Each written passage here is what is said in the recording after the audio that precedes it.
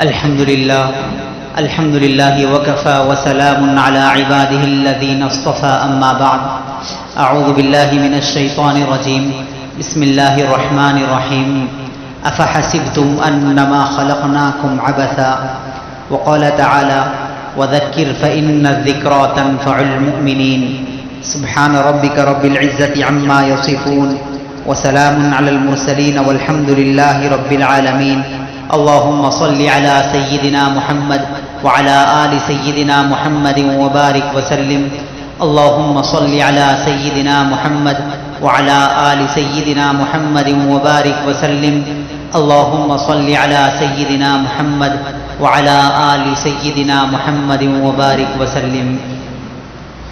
آج رمضان المبارک کی 6 تاریخ ہے، سن 1442 ہجری، 19 اپریل 2021۔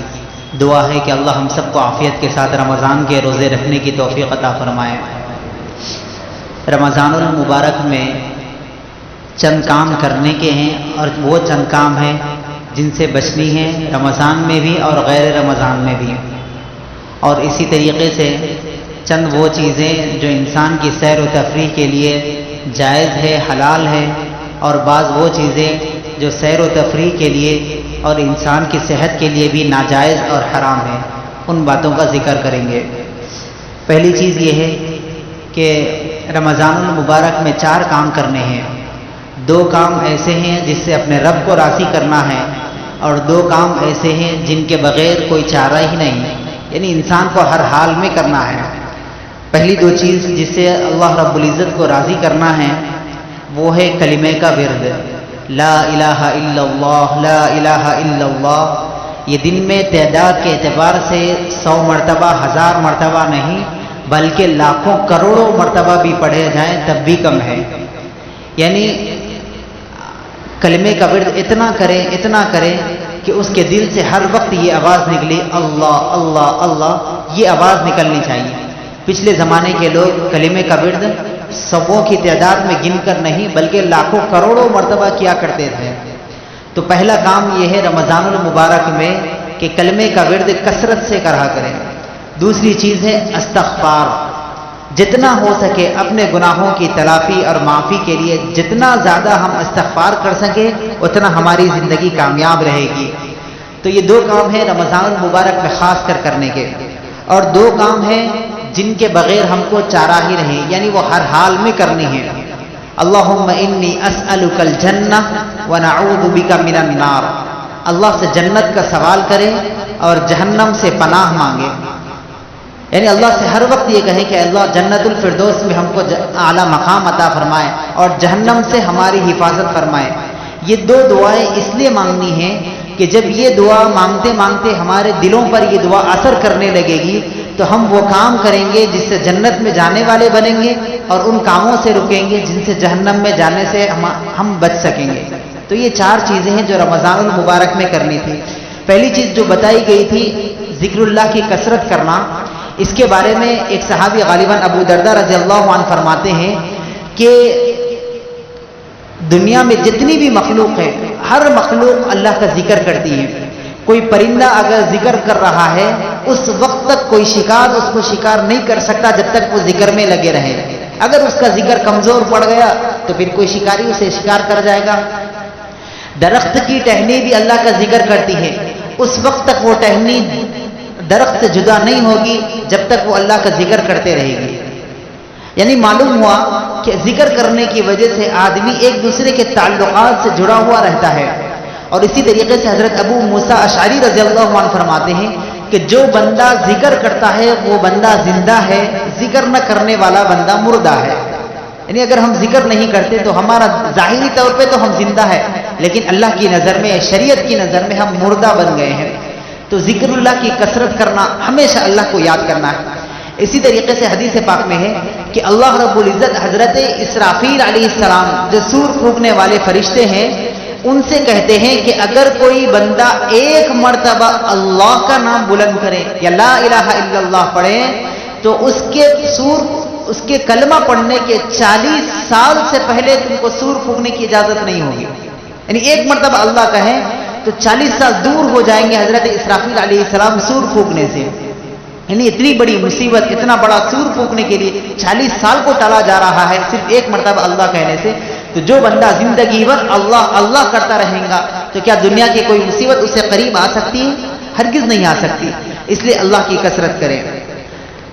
اب اسی کے ساتھ ساتھ رمضان المبارک میں جو کام ہم کر رہے ہیں، ہم سے مراد آپ نہیں، کسی اور علاقے کی بات یا پھر کسی اور جگہ کی بات کر رہا ہوں، جو رمضان المبارک میں بھی غلط ہے اور غیر رمضان میں بھی غلط ہے. جیسے کہ موجودہ زمانے میں کرکٹ کا میچ جو چل رہا ہے، IPL چل رہا ہے، سارے علاقے کے لوگ، ہر فرد الا یہ کہ چند لوگ جس کو شوق نہ ہو وہ بچے، باقی کے سارے لوگ اس میں ملوث ہیں. تو اللہ کے نبی صلی اللہ علیہ وسلم نے چند گیم بتائے ہیں، چند کھیل بتائے ہیں کہ یہ کھیل کھیل سکتے ہیں، باقیہ نہیں کھیل سکتے. پہلا کھیل ہے ازدواجی تعلقات، یعنی شوہر اور بیوی کے درمیان جو تعلق قائم ہوتا ہے، اس کو بھی شریعت میں کھیل کہا گیا، یہ کھیل کھیل سکتے ہیں. دوسری چیز ہے گھوڑ سواری، یعنی گھوڑے پر سوار ہونا، اس کو شریعت میں کہا کہ یہ بہترین کھیل ہے، سنت بھی ہے آپ صلی اللہ علیہ وسلم کی، تو گھوڑے پر سوار ہونا. تیسری چیز ہے تیر اندازی، یعنی اس زمانے میں تیر اندازی اس لیے تھا کہ دشمن کا مقابلہ کرنے کے لیے، دفاع کرنے کے لیے تیر اندازی ضروری ہوا کرتی تھی. تو اسی طریقے سے تیر اندازی کرنا بھی سنت ہے. اسی کے ضمن، جیسے تیر اندازی کے ضمن میں تیراکی آتی ہے، دوڑ لگانا یہ بھی اسی کے ضمن میں آتا ہے، اور کشتی کرنا یہ بھی اسی کے ضمن میں آتا ہے. ان چیزوں کے علاوہ جتنے بھی کھیل کھیلے جا رہے ہیں اس زمانے میں، وہ سارے کھیل ناجائز اور حرام ہیں. بعض علماء فرماتے ہیں کہ کشتی بھی ناجائز ہے، اس لیے کہ جو کشتی کھیلتے ہیں، جو مقابلہ کرتے ہیں، وہاں پر جو لنگوٹ باندھی جاتی ہے وہ گھٹنوں سے اوپر ہوتی ہے، جبکہ شریعت میں یہ کہا گیا کہ ہر حال میں ناف سے گھٹنے تک کا حصہ چھپانا لازم ہے.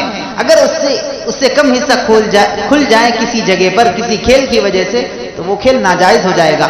ہاں اگر کوئی ایسا کشتی کا کھیل کھیلا جا رہا ہے جس میں گھٹنے سے نیچے تک کوئی پینٹ یا کپڑا وغیرہ باندھا جا رہا ہے، تب تو کشتی دیکھ سکتے ہیں، کھیل سکتے ہیں، ورنہ کشتی بھی حرام ہے. یاد رکھیے، میں یہ جو کھیل بتا رہا ہوں ایسے ہی نہیں حلال اور ناجائز، حرام جائز یہ نہیں کہہ رہا ہوں، بلکہ شریعت کی نظر سے کہہ رہا ہوں کہ یہ چیز حلال ہے، یہ چیز حرام ہے. اور اسی طریقے سے کرکٹ کھیلنا یہ بھی ناجائز ہے، کبڈی یہ بھی ناجائز ہے، موبائل پر گیم کھیلنا یہ بھی ناجائز ہے. اب سوال یہ ہے کہ کرکٹ کیوں ناجائز ہے؟ کرکٹ کیوں ناجائز؟ اس میں تو سارے جسم پر کپڑے پہنے جاتے ہیں، کیوں ناجائز ہے؟ اس لیے ناجائز ہے کہ ہر وہ کھیل جس سے وقت کو ضائع کرنا مقصد ہو وہ کھیل حرام اور ناجائز ہے. کرکٹ ایک ایسا کھیل ہے جس پر کسی کے جواز کا فتویٰ نہیں، کوئی عالم، کوئی مفتی یہ فتویٰ نہیں دے سکتا کہ یہ کھیل جائز ہے. جس کے کھیلنا جائز نہیں اس کا دیکھنا بھی جائز نہیں، جس کا کھیلنا حرام اس کا دیکھنا بھی حرام. ہاں شریعت نے ایک جگہ پر گنجائش دی ہے کہ کرکٹ کھیلنے والوں کو کہ وہ شخص جو فجر کی نماز کے بعد صحت کی غرض سے، یعنی ایکسرسائز کی غرض سے تھوڑی دیر کے لیے کرکٹ کھیلنا چاہتا ہے تب اس کے لیے اجازت ہے کہ وہ کھیلے، لیکن اس پر بھی مقدم یہ ہے کہ پہلے فجر کی نماز پڑھے پھر کرکٹ کھیلے.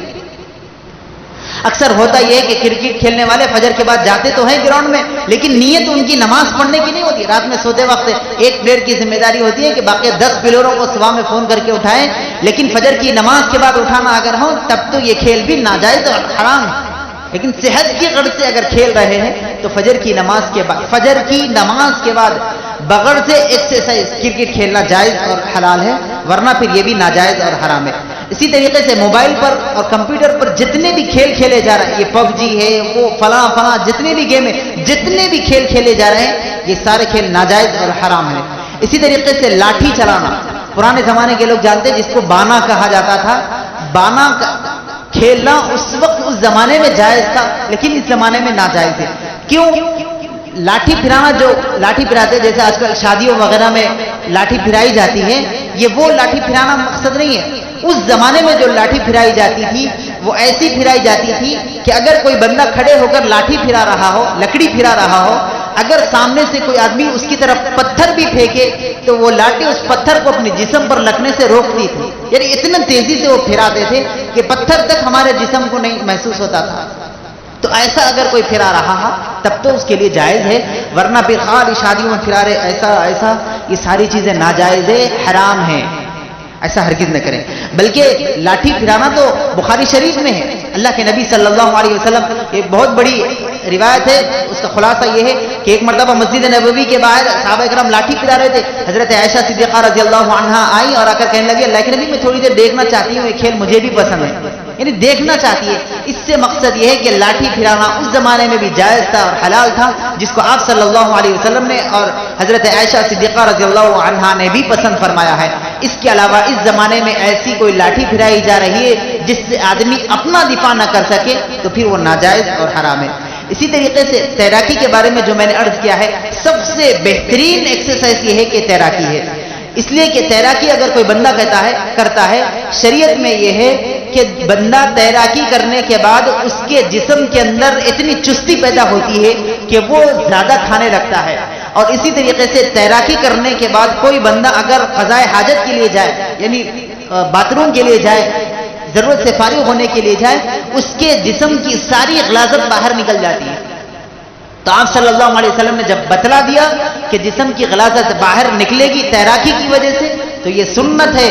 اور ایسے موقع پر سنت کو زندہ کرنا, جب لوگ فتنہ پھیلانے والے ہیں تو 100 شہیدوں کا ثواب ملے گا, تو ہم سنت کو پھیلانے والے بنے, سنت پر عمل کرنے والے بنے. اس کا مطلب یہ نہیں کہ افطار کے بعد سارے سوئمنگ پول چلے جائیں, فرائض کو چھوڑ دے, سنتوں کو چھوڑ دے, نوافلوں کو چھوڑ دے اور پھر اس سنت کے پیچھے لگ جائے. اگر وقت مل جائے, ایکسرسائز کا موقع مل جائے, خواہش ہو, تب تیراکی کرے. اس کے علاوہ تیراکی کی بھی اجازت نہیں. اسی طریقے سے جو لوگ میچ پر پیسے لگاتے, یہ جو کرکٹ کھیلے جاتے ہیں نا, IPL اس وقت جو رمضان المبارک کے اختتام پر اور اس کے بعد بھی چلے گا, یہ سب ساری چیزیں اس لیے رمضان میں رکھی گئی ہے تاکہ مسلمانوں کا اور ایمان والوں کا ایمان غارت ہو جائے. کسی اور موقع پر بھی تو رکھا جا سکتا ہے. اور یہ ابھی میں نماز سے آنے سے پہلے معلوم کیا ہوں کہ یہ جس علاقے میں ہے, اس علاقے کے بارے میں اخبارات کے ذریعے, الیکٹرانک میڈیا کے ذریعے یہ کہا جا رہا ہے کہ وہاں پر کورونا سب سے زیادہ ہے, اور یہ میچ کو وہیں رکھا گیا ہے. یہ صرف ایمان کو خطرے میں ڈالنے کے لیے ہے. اس لیے کہ گزشتہ رمضان میں سارے لوگ تو گھروں میں تھے, ایمان خطرے میں نہیں تھا, تو ارطغرل الغازی کو نکالا گیا. سارے لوگ گھر میں بیٹھے تھے, تب بھی ایمان کو ختم کر دی ارطغرل الغازی کو دیکھ کر. گزشتہ رمضان میں سارے لوگ ایسے ہی ضائع کر دیے. اس رمضان میں بھی IPL دیکھ کر افطار کے بعد کا وقت 7:30 بجے سے میچ شروع ہو رہا ہے, تراویح کا وقت ہے, نماز کا وقت ہے, ایک نماز پر 70 نمازوں کا ثواب ملتا ہے. میں کسی کے بارے میں یہ نہیں کہہ رہا کہ آپ دیکھ رہے ہیں یا آپ دیکھ رہے ہیں, لیکن ہر وہ بندہ جو کرکٹ کا شوق رکھتا ہے, تراویح کو چھوڑ کر, سنتوں کو چھوڑ کر ایسے میچوں پہ لگتا ہے جو کہ حرام ہے, رمضان میں بھی حرام کرے. اللہ معاف فرمائے, ہم ایسے موبائل کو ہاتھ میں لے کر دیکھتے. اللہ قادر تھا اس بات پر کہ ہم سنت کو چھوڑ کر موبائل پر دیکھ رہے ہیں. اللہ چاہتے تو ہمارے ہاتھوں کو فالج زدہ کر سکتے, لیکن اللہ نے نہیں کہا. اللہ نے فرمایا ان ربک لبالمرصاد, تم غلط فہمی میں مت رہو کہ تم سنتوں کو چھوڑ کر, فرائض کو چھوڑ کر ایسے کاموں میں لگ رہے ہیں جو دنیا کا فائدہ نہ آخرت کا فائدہ, جو کہ حرام کاموں میں لگ رہے ہیں. یاد رکھو ان ربک لبالمرصاد, مرصاد کہتے ہیں گھات پر رہنا, یعنی شکار کرنے والا ایک گن کو لے کر ایسے نشانہ تاکتا ہے, ایک آنکھ کو بن کر دوسرے آنکھ سے نشانہ تاکتا ہے, کوئی چیز اس کے سامنے نہیں آتی, اسی طریقے سے نشانہ تاکا ہوا رہتا ہے. اللہ فرماتے ہیں کہ میری نگاہیں تمہارے اوپر نشانہ تاک کر رکھی ہوئی ہے, جس وقت میں چاہوں ڈور کو کھینچو, تمہاری زندگی الٹی بن جائے گی. رمضان المبارک میں اس کا اہتمام کریں. اور اسی طریقے سے موبائل فون کا جو غلط استعمال کر رہے ہیں, رمضان میں بھی کھیل میں لگے ہوئے ہیں, کم سے کم رمضان المبارک میں ہم اس کا احتیاط کریں. اللہ رب العزت سے دعا ہے کہ اللہ رب العزت جو چیزیں, جو گیم جو ہمارے لیے حلال ہے, جو شریعت پر عمل کرنے والے ہیں, جو سنتیں ہیں, اس پر عمل کرنا اور اس کو اپنی زندگی میں لانا ہمارے لیے آسان فرمائے. اور وہ چیزیں جو ناجائز ہے, حرام ہے, جو غیر رمضان میں بھی حرام, رمضان میں تو بدرجہ اولا حرام ہے, جبکہ اللہ کے نبی نے فرمایا ایک لمحہ اگر مل جائے رمضان میں تو میں رمضان میں قرآن کی ایک آیت تلاوت کر سکتا ہوں. ایسے موقع پر بھی ہم فون میں لگے ہوئے ہیں. 1 منٹ باقی ہے. رمضان کا پیغام یہ ہے کہ قرآن کریم کی تلاوت کرنا, لیکن ہم رمضان میں قرآن کریم سے غافل ہیں. ایک بات بتا دوں کہ ایک عورت کا ایک بیٹا تھا, وہ عورت تو جاہل تھی, پڑھی لکھی نہیں تھی. اس کا بیٹا دوسرے ملک میں گیا, وہاں جا کر وہاں سے وہ ہر مہینہ خط کو بھیجتا تھا. وہ عورت خط کو دیکھتی, اپنی آنکھوں کو لگاتی, بوسہ دیتی, میرے بیٹے نے خط بھیجا ہے, اس کو کسی ایک جگہ پر رکھ دیتی. اگلے مہینے پھر خط آیا, پھر اگلے مہینے پھر خط آیا, کئی مہینوں تک ایسے ہی خط آتے گئے. اس کو بوسہ لیا اور چوما اور خانے میں رکھ دیا. چند ماہ کے بعد اس عورت کا انتقال ہوا. پڑوس کے لوگوں نے اس کے تجویز و تکفین کے بعد اس کے گھر کو چھانا دیکھا تو اس کے کھانے میں کئی لفافے ملے. کھول کر دیکھا تو معلوم ہوا تھا اس کے ہر ماہ میں لاکھوں روپے کے منی آرڈر اس کے بیٹے نے اس کے لیے بھیجا تھا. اگر وہ چاہتی، اگر اس کو معلوم ہوتا کہ اس کے اندر کیا تھا، کون سے کتنے پیسے تھے، وہ اپنا علاج بھی کر سکتی، گھر بھی بنا سکتی، اپنی ضرورت کو بھی پوری کر سکتی. لیکن وہ ناولد رہنے کی وجہ سے، کم علمی کی وجہ سے، نااہل رہنے کی وجہ سے اس کو اس کے پیسوں سے ہاتھ دھونا پڑا. یہی پیغام قرآن کا ہے. قرآن ہمارے پاس ہے. قرآن کے پیغام کو سن کر لوگ تخت و تاج کے بادشاہ بن جایا کرتے تھے. قرآن کو پڑھ کر مریض شفایاب ہو جاتے تھے. قرآن کو پڑھ کر مقروض قرضوں کو ادا کرنے والے ہو جاتے تھے. قرآن کو پڑھ کر پریشان لوگ پریشانیوں کو دور کرتے تھے. آج وہ قرآن ہمارے پاس ہے، لیکن افسوس کہ ہم نے موبائلوں پر اپنی زندگی کو لگا دیا ہے، قرآن سے غافل ہے. جب مر جائیں پڑوس میں لوگ بیٹھ کر ہم کو کلمے کی تلقین کرے، سورہ یاسین کا ورد کرنے لگے، اس وقت افسوس ہوگا کہ ہائے اللہ، میرے دل میں قرآن پڑھنے کی صلاحیت تھی لیکن میں نے قرآن کو نہیں پڑھا. آج قرآن میرے سامنے رکھا جا رہا ہے لیکن میرے زبان میں وہ طاقت نہیں کہ میں قرآن کو پڑھ سکوں. اللہ ہم سب کو اس وقت کے آنے سے پہلے قرآن کی تلاوت کرنے اور وقت کی قدر کرنے، فضولیات سے، لہویات سے، لغویات سے اور ایسی چیزیں سے جو ہمارے لیے ناجائز اور حرام ہے، اس سے بچنا ہم سب کے لیے آسان فرمائے. وآخر دعوانا ان الحمد للہ رب العالمین.